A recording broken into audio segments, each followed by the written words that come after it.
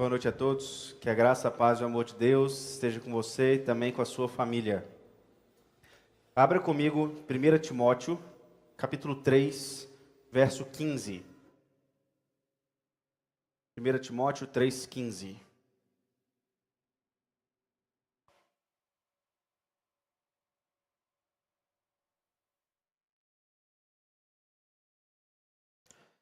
Mas, se eu demorar, saiba como as pessoas devem comportar-se na casa de Deus, que é a igreja do Deus vivo, coluna e fundamento da verdade. Vamos orar?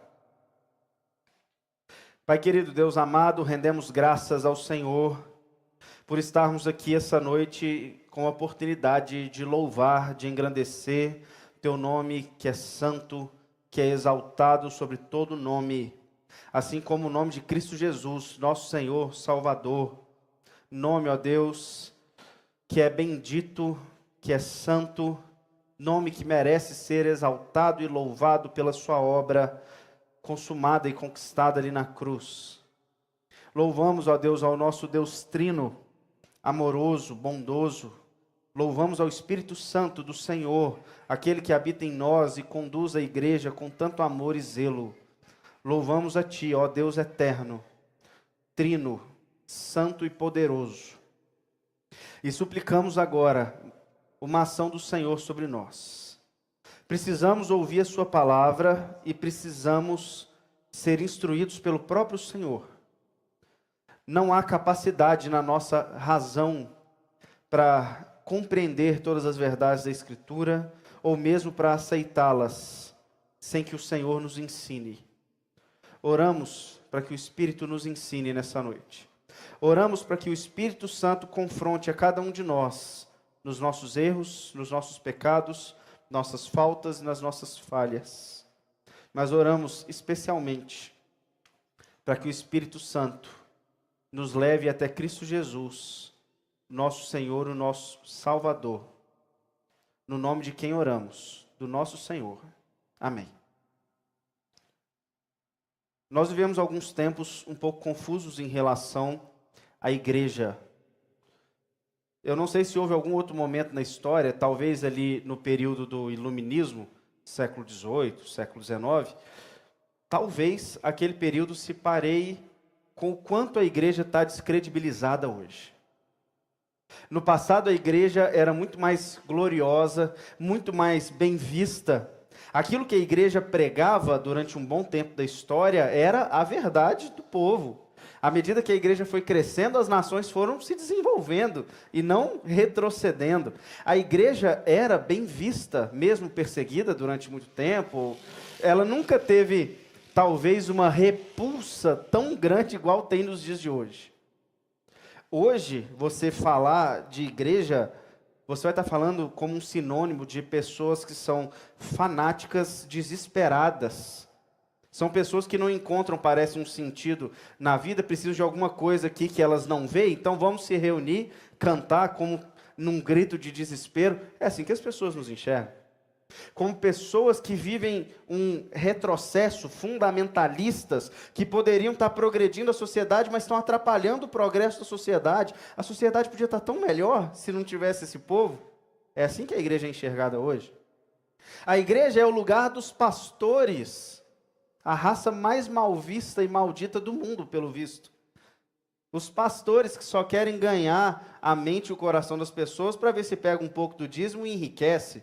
Alguns têm conseguido, diga-se de passagem. Não sei como, né? Mas alguns têm conseguido, inclusive, enriquecer e manchar ainda mais o nome da igreja. Às vezes não é sem motivo que a igreja está mal vista também, né? Tem hora que faz por onde. No caso desses pastores lobos, eles estão fazendo por onde. Mas por causa deles, outros pastores, como eu e o pastor Rafael, acabamos entrando no mesmo balaio. Somos mal vistos também. A igreja é o grupo dos ignorantes que odeiam a ciência, aparentemente. A ciência fala uma coisa e tem gente que bate o pé dizendo, não, de jeito nenhum, não é dessa forma. Totalmente descredibilizada. E aí acontece que às vezes os próprios crentes descredibilizam a necessidade e o poder que existe na igreja do Senhor. Talvez, influenciados pela sociedade, pela forma como eles nos veem, nós acabamos vendo a igreja de uma forma menor do que o próprio Senhor Jesus vê, ou da forma com que o apóstolo Paulo via aqui. Às vezes nós não enxergamos a igreja tão gloriosa quanto ela é, porque o mundo fala tanto que a igreja é só um bando de gente falha, e continua gloriosa, com tanta gente falha aqui dentro, mas continua sendo gloriosa. Continua sendo a igreja do Senhor, continua sendo o povo de Deus, continua inclusive sendo a portadora da verdade, continua sendo gloriosa. Mas quantas vezes nós não diminuímos a forma como enxergamos a igreja? Ou pior, quantas vezes nós não adaptamos a forma de ser a igreja para que o mundo encare a gente de um modo diferente? Quantas igrejas hoje não se parecem extremamente parecidas com empresas, e os pastores parecidos com coaches ou administradores, coisas do tipo, para que o mundo não enxergue a igreja de um modo tão ruim. Para que o mundo veja a igreja e fale assim, olha só, não, peraí, esse povo é extremamente organizado, olha as equipes, olha todo o fluxograma da igreja, é algo diferente, algo muito melhorado. Uma tentativa de adaptar para o mundo ver, maquiar a igreja para o mundo ver, a igreja é gloriosa do jeito que ela é. Os pastores são ministros do jeito que são. Não precisa ser desenvolvedor de pessoas. Não precisa ser coach de pessoas, nem um grande gestor ou administrador. A igreja é gloriosa do jeito que ela é. Mas que ela anda mal vista, ela anda. Aos olhos do apóstolo Paulo, que escreveu aqui, primeira carta aos Tessalonicenses, a igreja realmente ela não é nada disso que o mundo enxerga hoje, pode ter certeza. O quadro que ele pinta é totalmente diferente. E ele nos dá, então, algumas instruções sobre a natureza dessa igreja, sobre a missão dessa igreja, sobre o que é de fato essa igreja. E eu tenho certeza que a mesma forma que o apóstolo Paulo enxerga a igreja, é a forma que o Senhor da igreja enxerga a igreja. Jesus não enxerga a igreja como um povo maltrapilho, um povo que atrapalha o mundo. Ele enxerga a igreja como algo glorioso. Inclusive, é dito na Bíblia como uma cidade edificada, uma cidade gloriosa. Leiam depois o profeta Isaías para você ver como que Deus enxerga o seu povo. Ali, salvo engano, no capítulo 55, se não me falha a memória, é onde existe uma descrição de uma cidade gloriosa na visão de Isaías. Porque é a forma que Deus enxerga o seu povo. E não a forma que o mundo enxerga. O que nós temos encontrado hoje dentro da igreja, que muitas vezes tem, inclusive, influenciado a forma com que o mundo vê, mas é a forma como que nós adaptamos. Primeiro, uma visão utilitarista da igreja. Aquela pessoa que ela vem aqui para consumir a igreja. Ela senta aqui porque ela precisa ouvir uma boa música, uma palavra que traga um oxigênio, porque o mundo é extremamente sufocante. Então ela precisa de uma palavra que traga aquele ânimo, aquele renovo para ela aguentar a semana inteira. Então ela vem consumir a palavra. Ela precisa extravasar na música e nos louvores, então ela vem ouvir. Ela precisa que os seus filhos sejam criados com uma moral melhor do que a moral do mundo, porque percebe que o mundo está deteriorando, está cada vez pior, então ela vem consumir o ensino para as crianças e para a sua família. Isso é um utilitarismo. Alguns vêm, inclusive, para construir, quem sabe, relacionamentos, networks, fazer pontes. Para eu não ficar sozinho no mundo, deixa eu me juntar com os crentes. Isso é uma visão utilitarista da igreja. Alguns têm perdido a razão de ser da igreja, transformado ela numa ONG. Porque olham algumas demandas do mundo e entendem que a igreja está aqui para suprir as demandas sociais do mundo. Então deixa a igreja formar simplesmente políticos, deixa a igreja suprir o mundo nas suas ações sociais, o que não está errado, a igreja também faz isso, mas essa não é a tarefa principal da igreja.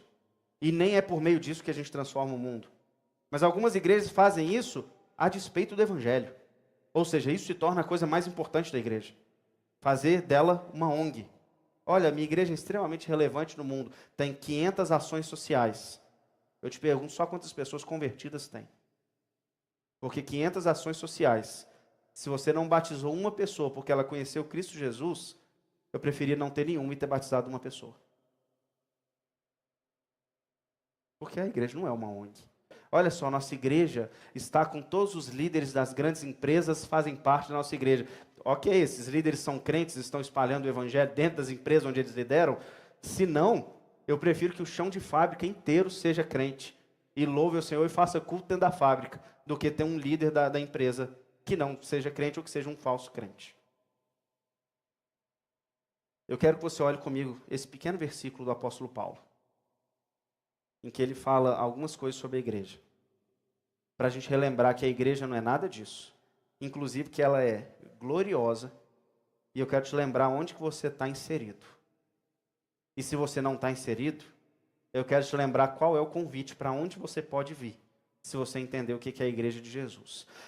Olha para o texto de novo. Mas se eu demorar, saiba como as pessoas devem comportar-se na casa de Deus. Essa é a primeira expressão que me chama a atenção quando eu olho esse texto. O apóstolo Paulo, quando ele vai se referir à igreja, ele chama de casa de Deus. E o que é uma casa de Deus?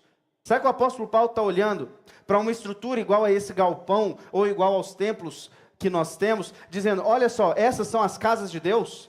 Será que Paulo está falando de paredes construídas com cadeiras, com bancos, com púlpito, com som, com câmera, e dizendo, isso é a casa de Deus, essa igreja é a casa de Deus? Eu tenho certeza que Paulo não está dizendo isso. Mas é curioso como que muita gente enxerga que isso é a igreja. Se você falar o seguinte, eu vou à igreja, talvez a última coisa que você pense é, eu estou indo reunir com o povo de Deus. Às vezes o que você pensa é, realmente, eu estou indo aqui na Avenida Birajara, Zacarias 857. Ir na igreja, para a maioria das pessoas, é estar num local físico chamado igreja. Isso redunda no quê? No utilitarismo que eu falei. São as pessoas que estão preocupadas com o que acontece aqui dentro e não com a experiência real do Cristo que está aqui dentro. O que Paulo quer dizer com casa de Deus? O que eu falo o seguinte? Olha, a casa toda do fulano estava lá. O que isso significa? Família. Paulo batizou uma casa inteira do carcereiro de Lídia. Ele jogou água na casa? Não, quem que Paulo batizou? Família.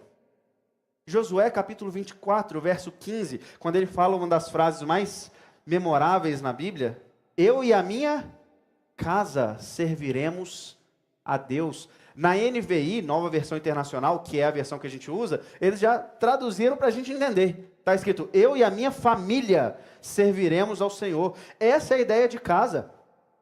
Nem Jesus tinha essa ideia de uma igreja como um templo. Porque Jesus, quando foi falar do templo, o que ele falou? Não, senhor, pode ficar tranquilo, eu vou destruir esse templo.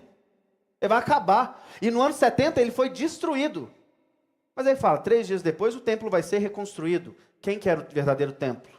Jesus, e não aquele lugar físico. A igreja não se reúne em torno de um lugar, ela se reúne em torno de uma pessoa. Cristo Jesus, que construiu uma família e entregou essa família ao Pai. Essa é a igreja, essa é a verdadeira casa de Deus. Quando perguntaram para Jesus o seguinte, onde que eu devo adorar? A mulher samaritana, João capítulo 4. Onde que eu adoro? Jesus estava preocupado com onde eu adoro? Se era na Ubirajara, Zacarias, ou se era no Santa Mônica, ou se era no centro, ou se era no bairro Brasil, ou se não é em Uberlândia. Ele fala, não, peraí. Os verdadeiros adoradores adoram em espírito e em verdade. Ai de você, se você pensa que a igreja é esse lugar que você está agora, meu querido. A igreja é esse povo que você está agora. A igreja é essa família que você está agora. Isso é o povo de Deus. E agora escutem. A formação dessa família é uma das coisas mais gloriosas da Bíblia. Projeta para mim Gênesis capítulo 3, versículo 15. Primeira vez que o evangelho foi pregado ao mundo, o evangelista pregador era o próprio Deus. Enquanto projeta, eu vou só te situando, o homem tinha acabado de cair em pecado. Tinha acabado de comer do fruto. Deus começa a falar com o homem, começa a falar com a serpente. E aí na fala dele para a mulher, é essa fala aqui.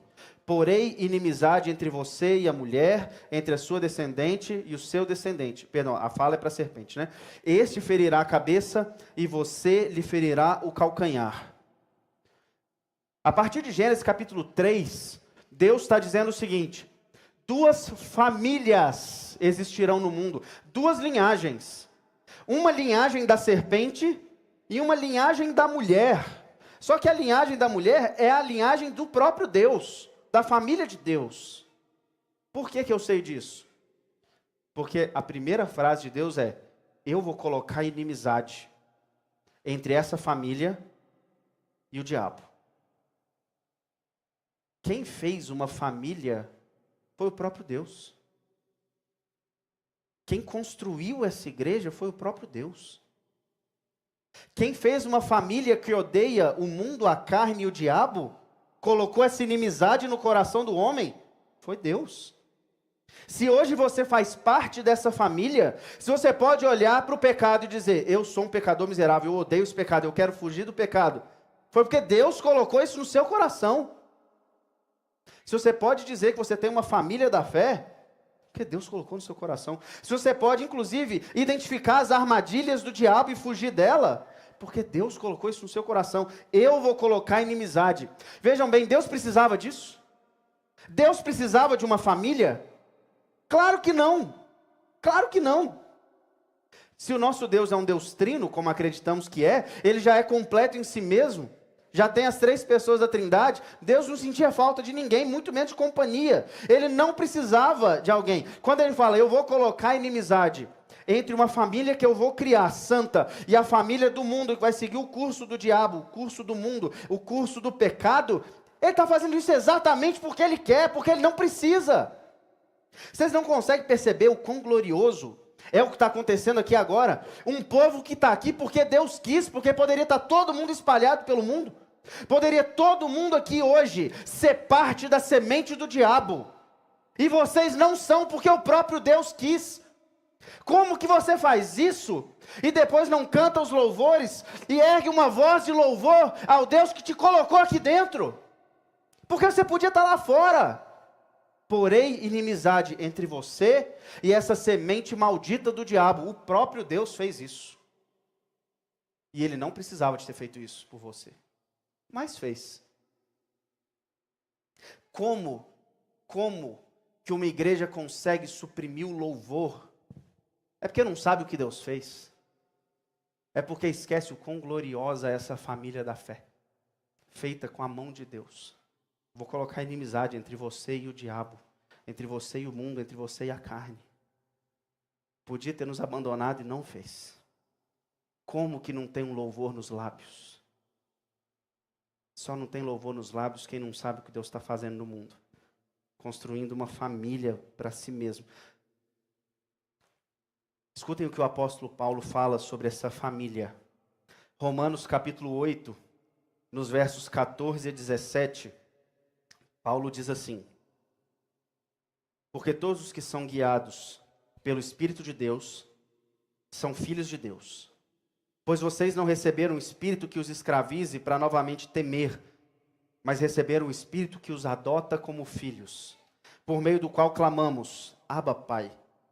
O próprio Espírito testemunha ao nosso espírito que somos filhos de Deus. Se somos filhos, então somos herdeiros, herdeiros de Deus e co-herdeiros com Cristo. E se de fato participamos do seu sofrimento, para que também participemos da sua glória. Olha o que ele diz. Nós, um dia que cremos em Cristo Jesus, nós que recebemos a Jesus como nosso Salvador, recebemos o Espírito Santo e passamos a ser chamados filhos de Deus, não mais estranhos a Deus, não mais criaturas de Deus, mas filhos. Filhos. Ele poderia ter feito um bando de servos distantes e fez filhos, com toda a intimidade que um filho tem com seu pai, a ponto de ele dizer: nós podemos clamar Abba, Pai, que nada mais é do que uma expressão carinhosa em relação a Deus. Ou seja, você precisa chegar diante de Deus com reverência, com temor, mas com toda a intimidade de um filho. Não precisa chegar com pompa diante de Deus, com cerimônia. Pode chegar no seu quarto, ajoelhar e falar assim: ô meu pai, e falar com ele abertamente, porque é o seu pai, simplesmente isso. E poderia ser simplesmente o seu Senhor. E ainda assim ele poderia nos salvar fazendo um bando de servos e não filhos, né? Ele poderia falar assim, ó, vou salvar vocês do pecado, porque eu vou construir um exército para mim e um bando de servos. Quando você falar comigo, você cuidado, hein? Por que ele fez filhos e não servos? Porque ele quis, meu querido, não tem resposta para isso não. É só porque ele quis que você fosse filho e não servo. Consegue perceber o quão glorioso é o que está acontecendo aqui e agora? Uma família de filhos reunidos em torno do pai, que pode falar com ele, da forma que quiser, do mais profundo do seu coração. Abba, pai. Pode louvar sem reservas, está tranquilo, está diante de Deus mesmo. Pode levantar a mão diante de Deus, pode louvar. Está diante de Deus, está diante do Pai. Mas tem uma coisa nesse texto que me chama mais atenção ainda. Uma coisa chamada teologia da adoção. Nós não somos filhos de uma linhagem natural de Deus. O apóstolo Paulo diz aqui que nós somos filhos adotados de Deus. E isso é uma coisa gloriosa. Porque você conhece muita gente que teve filho e esse filho não estava programado, não é verdade? Quantas pessoas a gente conhece que teve um filho e fala assim, não estava programado. Quantas pessoas tiveram filhos biológicos e esses filhos foram rejeitados? Falam, não, eu não queria esse filho. O pai adotivo não é assim. Quem adota, adota porque quer adotar. Ninguém escorrega na rua e fala assim, ó, caiu um menino no meu colo, adotei. Não é assim, o pai adotivo procura o filho. O pai adotivo vai atrás, ele fala assim, eu quero um filho, e eu vou atrás de um filho perdido, alguém que não tenha pai. E quando o apóstolo Paulo me conta para nós que nós somos filhos adotivos, ele está dizendo que Deus veio justamente atrás de você, sabendo o seu nome, sabendo quão perdido você estava sem ele, dizendo, não precisa ficar perdido, eu quero ser seu pai. Partiu dele, num ato do mais profundo amor, dizendo, eu quero ser o seu pai. Deus disse para você, eu quero ser o seu pai. Que tipo de reserva você está tendo com Deus, com alguém, com um ser que foi atrás de você? Como esconder coisas desse pai? Como achar que ele é um padrasto?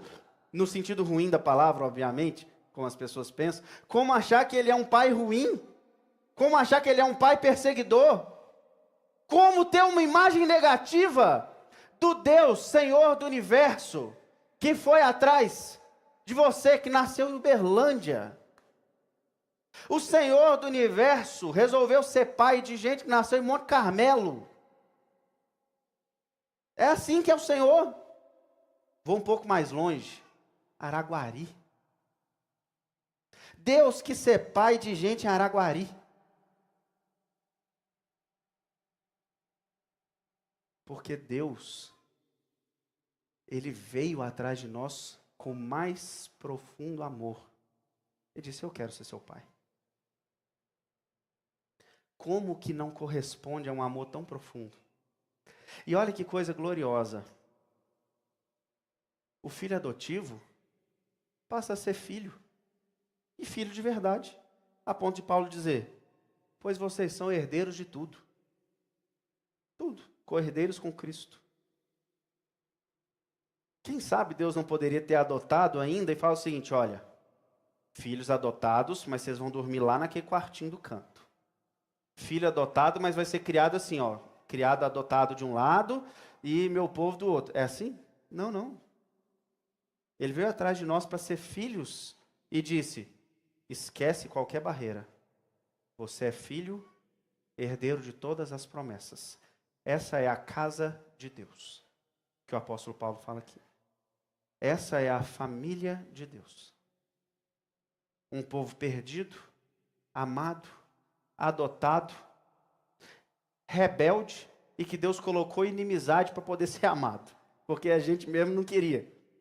Nós não queríamos ser filhos desse pai. Fala, não, peraí, vou colocar inimizade com o pecado para você poder ser meu filho. Porque nem isso a gente conseguia. Olha só o nível do pecado na vida do homem.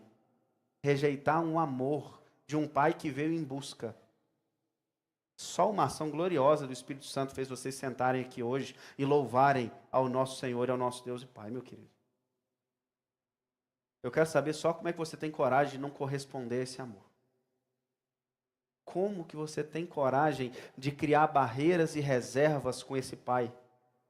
Esconder pecados desse Pai, como se Ele não estivesse vendo, ou como se Ele não fosse o Pai que foi atrás de você e que pode te perdoar e que quer conceder mais do Espírito para te transformar. Como se Ele fosse te negar a sabedoria para você mudar aquilo que precisa ser mudado. Como se Ele fosse te negar o poder da cruz para poder retirar toda a vergonha do seu pecado. Como você tem coragem de esconder alguma coisa desse Pai? Não faz o menor sentido. Como tem coragem de, às vezes, fugir de Deus? Você está sentado na casa de Deus. A família que Deus escolheu para si mesmo. Mas escuta o que o apóstolo Paulo diz agora. Ele fala, volta lá no texto para mim, 1 Timóteo 3,15. Se eu demorar, saiba como as pessoas devem comportar-se na casa de Deus, que é a igreja do Deus vivo, coluna e fundamento da verdade. Muitas igrejas hoje, elas têm sofrido um esfriamento. E uma das expressões que eu ouço que é um reflexo desse esfriamento é a seguinte, talvez você já tenha ouvido isso. Essa igreja aqui já é uma igreja de manutenção. Ou seja, a igreja já está grande, tem uns 250, 300 pessoas, e aí eles falam, não é uma igreja em implantação mais, é uma igreja em manutenção. Nós vamos manter isso aqui. O pastor que entra é um pastor que tem que só manter a roda que já está girando. Uma igreja em manutenção. O que é isso? Por que muitas igrejas estão nesse estado que parece um estado de apatia e que vive só para dentro de si mesmo? Porque elas perderam a visão de expansão do reino de Deus. É isso que aconteceu. A igreja foi feita para proclamar o reino de Deus até o último dia da sua existência. Enquanto houver igreja, em cada canto da sociedade deveria ser proclamado que Jesus Cristo é o Senhor. Em cada canto deveria ser proclamado que o mundo foi tomado pelo pecado e Cristo Jesus está tomando ele de volta. E perdoando os pecados. E santificando um povo. Mas muita igreja acha que isso aí já não faz mais sentido. Que é melhor pregar coisa mais doce, mais leve. As pessoas estão muito sufocadas no dia a dia. Como é que eu vou falar sobre pecado no domingo e trazer mais fardo para elas? Não é melhor pregar uma mensagem mais leve, mais graciosa, mais doce? O que é isso? Esquecer o reino.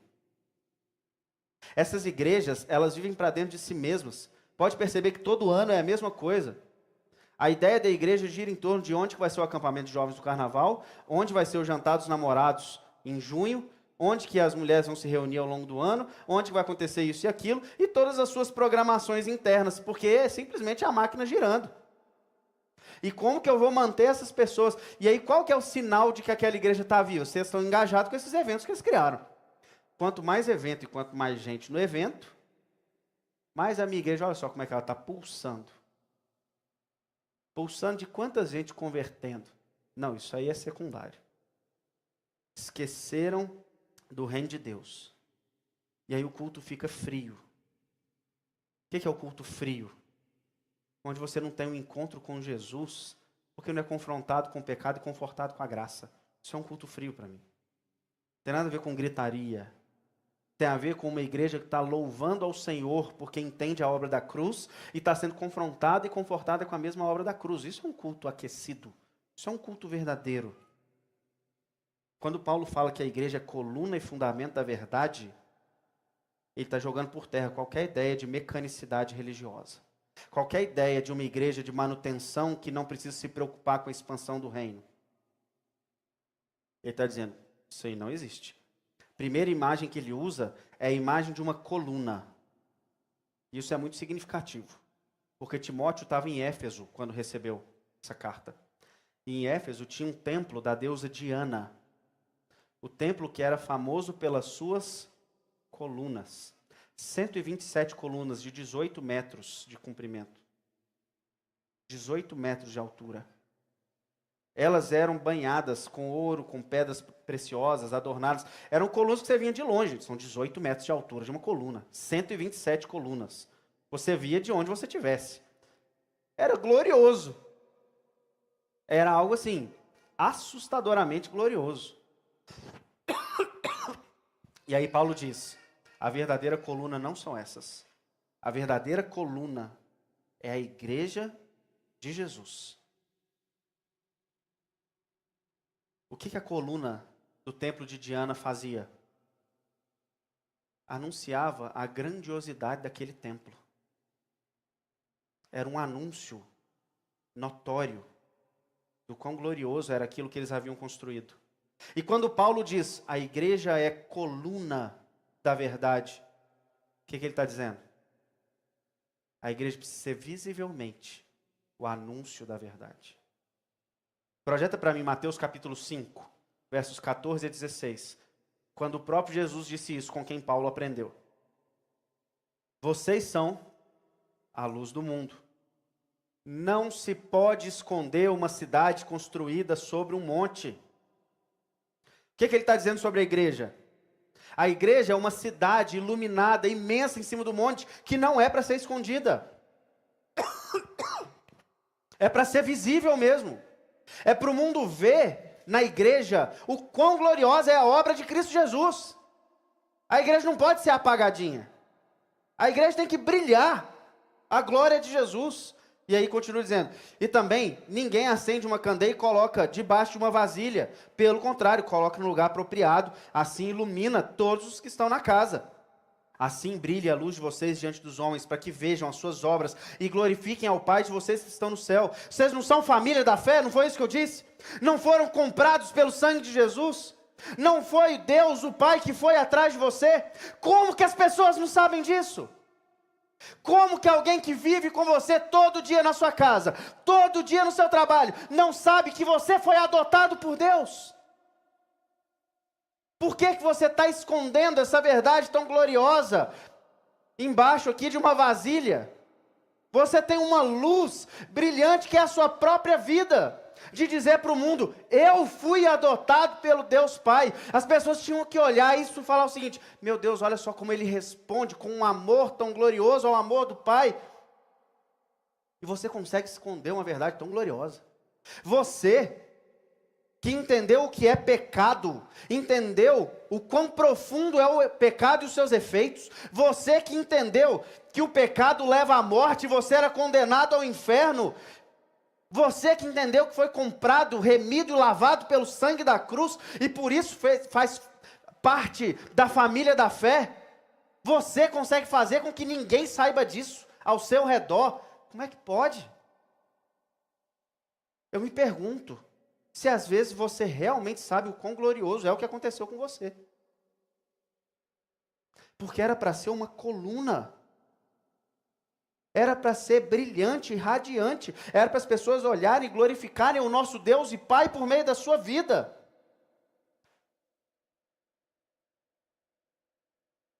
Escutem com atenção o que acontece com uma igreja que esquece disso. Apocalipse capítulo 3, versos 1 a 6. Tudo chega no Apocalipse. Ao anjo da igreja de Sardes, escreva. Essas são as palavras daquele que tem os 7 Espíritos de Deus, que é o Espírito Santo, e as 7 estrelas. Conheço as suas obras. Você tem fama de estar vivo, mas está morto. Esteja atento. Fortaleça o resto que estava para morrer, pois não achei as suas obras perfeitas aos olhos do meu Deus. Lembre-se, portanto, de que você recebeu e ouviu. Obedeça e arrependa-se. Mas se você não estiver atento, virei como um ladrão, e você não saberá a hora que eu virei contra você. No entanto, você tem aí em Sardes uns poucos que não contaminaram as suas vestes. Eles andarão comigo, vestidos de branco, pois são dignos. O vencedor será igualmente vestido de branco. Jamais apagarei o seu nome do livro da vida, mas o reconhecerei diante de meu Pai e dos seus anjos. Aquele que tem ouvidos, ouça o que o Espírito diz à igreja. Glória a Deus que a nossa igreja não é assim. Mas isso não significa que talvez você não seja assim. Eu não ando com você todos os dias. Eu não sei o que você faz na sua casa, na sua escola, no seu trabalho, na sua vida. Às vezes a Ebenezer, como um todo, não é uma Sardes. mas às vezes você é. Eu vou te falar uma coisa. Se o mundo não sabe que você foi adotado pelo Deus e Pai, lavado e remido no sangue de Jesus, enterra o que falta para morrer, filho. Você já morreu tem tempo. Se o mundo não sabe, é porque já acabou. Às vezes você está igual Sardes. Tem cara de que vive e está morto. O que é ter cara de que vive? É que você está aqui, sentado agora. Parece crente. Tem cara de crente, canta igual crente, fala igual crente, come pastel igual crente. E no final está morto. Arrepende, meu querido. Arrepende agora. Não é que você precisa brilhar a luz de Jesus e a luz do Evangelho, como se você tivesse que se esforçar para isso. Se você simplesmente viver como um remido no sangue de Jesus, não tem como as pessoas não saberem. O testemunho não precisa de esforço. Se você fala como um crente lá fora, vive como um crente, toma decisões como um crente, age amorosamente como um crente, você não precisa ficar falando, gente, eu sou crente. Vocês já repararam que tem gente que tem cara de crente? A pessoa senta e fala assim, você é crente, né? Às vezes o cara é tão crente que ele tem cara de crente. Ele senta igual crente. Não tem meio termo. Ou você é Sardes, joga uma pá, termina de morrer. Vai fazer o que você quiser, está perdendo seu tempo aqui. Ou você se arrepende, toma atento e começa a brilhar a luz de Jesus de uma vez por todas. Vai viver igual crente de verdade, meu querido. Porque você está escondendo de quem? Você acha que Deus não está vendo? Ou você brincar de crente? Você acha que Deus está lá falando o seguinte, estou na dúvida. Você acha mesmo que Deus está olhando para você e dizendo, não, eu estou na dúvida. Porque Ele vai, né, na igreja. Eu estou na dúvida. Deus não. Eu posso ter dúvida. Deus sabe. Arrepende. Dá tempo. Dá tempo de brilhar ainda a luz de Jesus. Mas além de coluna, ela é fundamento, base que guarda a verdade. Num mundo tão deteriorado igual o nosso, alguém tem que saber o que é verdade, não é mesmo? Alguém tem que saber o que é verdade. Eu só te pergunto se você está sabendo o que é a verdade. Ou está mais perdido que cego em tiroteio. Ouvindo as vozes do mundo cada hora que aparece uma nova verdade. Não, a igreja é o fundamento da verdade, a base da verdade. Ela guarda a verdade. E Jesus disse para o apóstolo Pedro que essa verdade ia ser atacada, viu? Que ele fala, Pedro, tu és pedra, sobre essa pedra eu edificarei a minha igreja, e as portas do inferno não prevalecerão contra ela. Significa que as portas do inferno vão lutar muito contra ela. Para Jesus falar que as portas do inferno não vão prevalecer contra a igreja, é porque tem uma guerra do inferno contra a igreja. Do poder da morte contra a igreja.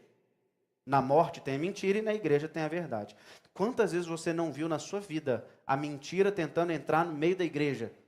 Qual que é o jeito mais fácil da mentira entrar no meio da igreja? Aqui no púlpito, em pé, pregando. Não tem coisa mais fácil para o diabo do que fazer alguém mudar a Bíblia e pregar a Bíblia do jeito que quiser. E o povo ainda acha ruim quando a gente fala. Vou falar uma coisa aqui. Não está programado não, mas agora fui incendiado para falar.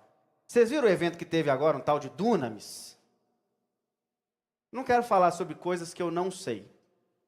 Mas montar uma sala profética já é demais, né? Montaram uma sala, chamaram de sala profética. Alguém me falou, e eu não posso atestar, porque só me falaram, que custava R$150. Para você entrar e receber uma revelação. E depois acha ruim de eu falar que um negócio desse é a mentira tentando entrar no meio da igreja. Sala profética, agora Deus vai falar com você. Tenha santa paciência. Tenha santa paciência. Isso porque se eu quisesse falar de heresia, a gente emendava a noite inteira. Se eu quisesse falar de heresia, ia revezando eu e o pastor Rafael aqui, uns 3 dias seguidos a gente consegue. para você não cair em heresia, só sabendo a verdade. Inclusive, a gente não tem como estudar todas as heresias do mundo, né? Existem tantas. Esses dias uma pessoa virou para mim e falou o seguinte: mas você tinha que saber o que aquela igreja fala. Eu falei, gente, mas tem quantas denominações no Brasil para eu saber o que todas falam? Eu sei a verdade, eu sei que essa aí é mentira. Porque eu sei a verdade. Se você souber a verdade, você sabe o que é mentira. Mas a mentira é bem contada, rapaz, você precisa de ver. A mentira te prende uns 30 anos. A mentira é bem contada.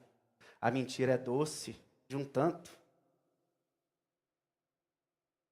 Tem que conhecer a verdade. Para poder ser baluarte, fundamento da verdade, tem que conhecer a verdade. Para ser coluna, tem que conhecer a verdade. Você conhece? Escuta o que eu tenho para dizer agora, nessa parte final. Algumas rápidas considerações finais. A primeira delas é que eu disse que a família da fé é a igreja. E a reflexão que eu quero que você leve para sua casa agora é sobre acolhimento. A igreja não é um prédio, a igreja é uma família. Você foi adotado por Deus. E se você foi adotado por Deus, você não pode rejeitar outras pessoas que Deus também adotou. Não tem muro de divisão dentro da igreja. Não tem rico e pobre. Não tem homens e mulheres, judeu ou grego. Tem uma família de adotados. Uma família sem acolhimento não é família. Uma família sem relacionamento real não é família. E eu quero que você pense muito bem sobre como que você está vivendo a igreja de Jesus como uma família. Porque se você não sabe o que está passando com seu irmão, se você não se alegra com os que se alegram, chora com os que choram, se você não confessa os seus pecados uns aos outros, você está só sentado esquentando o banco aqui. Você é só um utilitarista, você está consumindo a igreja. Você está sendo a igreja de Sardes. Tem cara de que está vivo, mas está morto. Porque a igreja é família. E se você não é uma família, se você rejeita quem Deus aceitou, se você não se preocupa com aqueles que Deus atraiu, você está morto. Está fingindo que é igreja.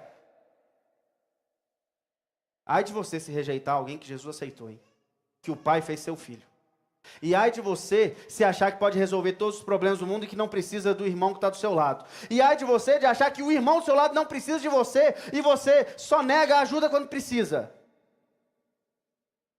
Porque você tem que escolher agora se você faz parte da família ou se você quer ser deliberadamente um consumista. Vira para Deus no final do culto e fala o seguinte: Senhor, me perdoe, eu quero apenas consumir.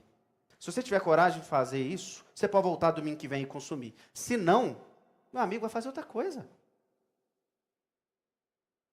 Se você quer ser um consumista, vai consumir coisa melhor. Tem espetáculo melhor do que esse aqui.